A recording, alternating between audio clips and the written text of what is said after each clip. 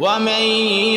يرغب عن ملة إبراهيم إلا من سفه نفسه ولقد اصطفيناه في الدنيا وإنه في الآخرة لمن الصالحين إذ قال له ربه أسلم قال أسلمت لرب العالمين ووصى بها إبراهيم بنيه ويعقوب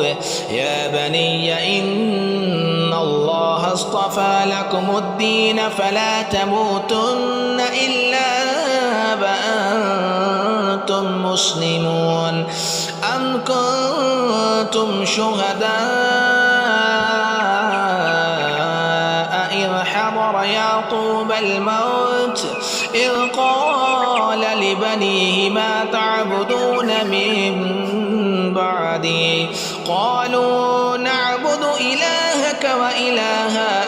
آبائك إبراهيم وإسماعيل وإسحاق إلها واحدا ونحن له مسلمون تلك أمة قد خلت لها ما كسبت ولكم ما كسبتم ولا تسألون عما كانوا يعملون وقالوا كونوا هودا أو نصارى تهتدوا قل بل ملة إبراهيم حنيفا وما كان من المشركين قولوا آمنا بالله وما أنزل إلينا وما أنزل إلى إبراهيم وإسماعيل وإسحاق ويعقوب والأسباط وما أوتي موسى وعيسى وما أوتي النبيون من ربهم لا نفرق بين أحد منهم ونحن له مسلمون فإن آمنوا بمثل ما آمنتم به فقد اهتدوا وإن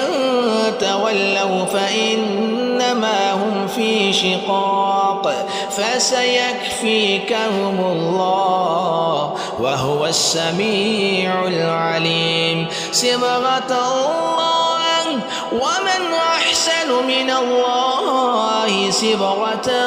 ونحن له عابدون قل أتحاجوننا في الله وهو ربنا وربكم ولنا أعمالنا ولكم أعمالكم ونحن له مخلصون أم تقولون إن إبراهيم وإسماعيل وإسحاق ويعقوب والأسباط كانوا هودا أو نصارى قل أأنتم أعلم أم الله ومن أظلم ممن كتم شهادة عنده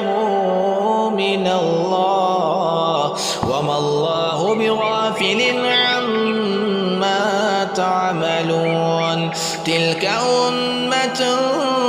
قد خلت لها ما كسبت ولكم ما كسبتم ولا تسألون عما